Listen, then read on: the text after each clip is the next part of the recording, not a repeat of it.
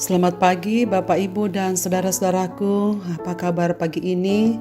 Semoga kita semua telah bangun dengan semangat untuk melanjutkan hidup kita di hari ini.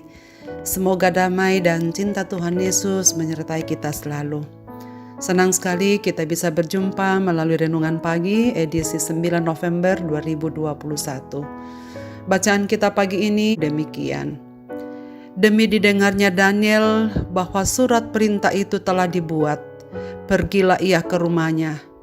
Dalam kamar atasnya ada tingkap-tingkap yang terbuka ke arah Yerusalem.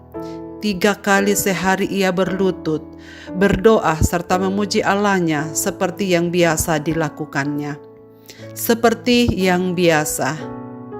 Saudara sekalian, menjalankan kebiasaan kita di tempat baru tidaklah mudah, baik itu bahasa, budaya, dan iman. Daniel muda, seorang Yehuda, diangkut ke Babel untuk mencari tawanan bersama banyak saudara-saudara sebangsanya, menurut Daniel pasal 1 ayat 6. Namun sejak awal ia berkomitmen untuk mentaati Tuhan dan hidup sesuai firman-Nya, meskipun ia berada di tengah-tengah bangsa yang tak mengenal Allah-Nya. Memang ia mempelajari bahasa dan budaya Babel, namun tetap memelihara iman percayanya kepada Allah. Karena itulah Allah mengaruniakan hikmat dan berbagai pengertian, sehingga ia dipekerjakan oleh Raja Babel. Ketika kerajaan Babel pun ditaklukkan oleh kerajaan Persia, Raja Persia tetap mengangkatnya dan mempercayainya sebagai seorang kepercayaan. Daniel tetap menghidupi imannya dan memelihara integritasnya. Para pejabat lain yang iri dan berperilaku korup memusuhi Daniel dan berusaha melakukan cara-cara manipulatif untuk menyingkirkannya. Mereka sadar ia hidup tak bercelah. Hanya dalam kesetiaannya kepada Allah-Nya lah yang mereka bisa jadikan celah dan mencari gara-gara terhadapnya. Mereka pun membuat raja menetapkan undang-undang yang melarang siapapun menyampaikan permohonan atau doa selain kepada raja selama 30 hari. Namun Daniel tak gentar. Ia tidak mau peraturan itu menghalanginya berhubungan dengan Allah semesta alam. Ia pun siap menanggung resikonya. Keputusan raja tidak menyebabkan Daniel menjadi gentar, sehingga mengubah kebiasaannya berdoa. Jendela-jendelanya tetap terbuka ke arah Yerusalem seperti yang biasa ia lakukan, di mana ia dapat berdoa, berlutut dan berdiri menghadap bait suci. Sekalipun dia menyadari bahayanya, ia tidak membiarkan apapun menghalangi dirinya memanjatkan permohonan-permohonannya kepada Allah.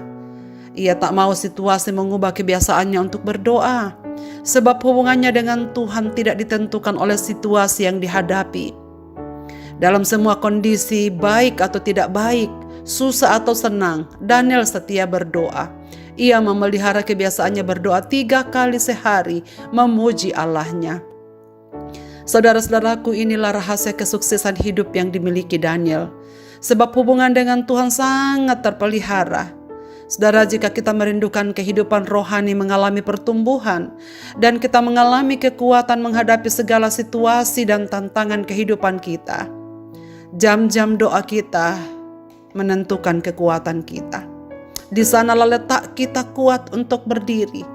Di sanalah kita kuat untuk menghadapi apapun yang terjadi di dalam kehidupan kita. Karena itu saudara sekalian, marilah kita mulai berdoa dengan tekun dan melatihnya. Sebab tidak ada kebiasaan yang baik yang terbentuk secara instan tanpa mulai membiasakannya dengan disiplin. Karena itu jadikanlah doa sebagai gaya hidup kita. Bukan karena situasi yang menentukan kita untuk berdoa.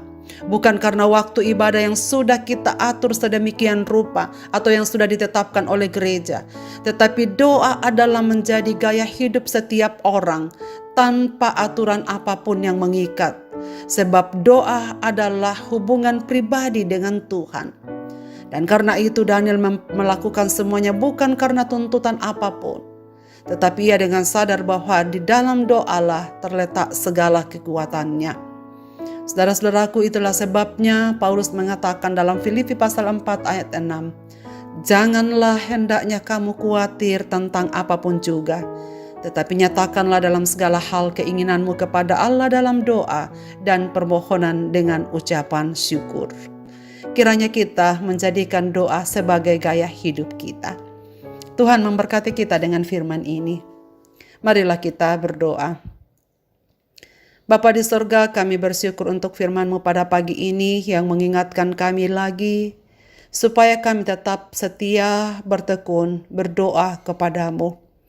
Sebab di dalam doa itulah kami memperoleh kekuatan baru daripada-Mu. Kami mengerti segala rancangan-rancangan dan kehendak-Mu untuk kami lakukan dalam kehidupan ini. Ya Bapa di sorga, berilah kami kekuatan untuk selalu menyadari dan melakukan bahwa dalam doalah kami memiliki hubungan pribadi dengan Engkau.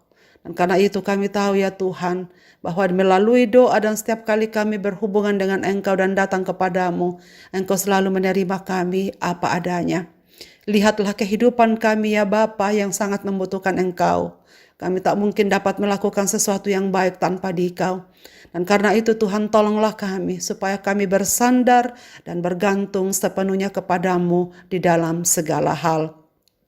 Hamba-Mu mendoakan setiap umat-umat-Mu yang dengarkan renungan pagi ini, dimanapun mereka berada, dan dalam segala situasi hidup mereka. Ulurkanlah tangan kasih-Mu atas hidup mereka ya Bapa. Luputkanlah mereka dari segala sakit penyakit mereka yang sakit. Kuatkan dan teguhkanlah iman mereka yang goyah. Dan bawalah mereka kepadamu bagi mereka yang sedang menghadapi masalah berat, sehingga mereka menemukan kekuatan di dalam Dikau. Sebab kami meyakini Tuhan tidak menelantarkan kami dan tidak membiarkan kami seorang diri menjalani kehidupan kami apapun di dunia ini.